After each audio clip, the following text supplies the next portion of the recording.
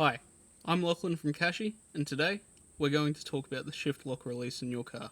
Hopefully you'll never have to use a shift lock release, but if you're ever in a situation where you can't change the gears in your car no matter what, this might be the easiest way to sort it out.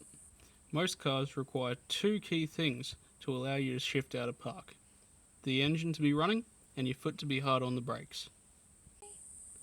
If your foot is hard on the brakes and you're still not able to shift out of park, oftentimes it's because of a failed brake switch, but you can bypass this using the shift lock release. You can usually find the shift lock release located next to the gear stick, and you can use a small pick or a bobby pin to pop up the cover. After that, you can use a house key or a car key to push down the button inside and shift the car into gear. Remember, this is only a trick for an emergency and should only be used if you really need to. For example, if you're out of mobile range and you need to get the car moving. And always remember to keep your foot hard on the brake while using this trick.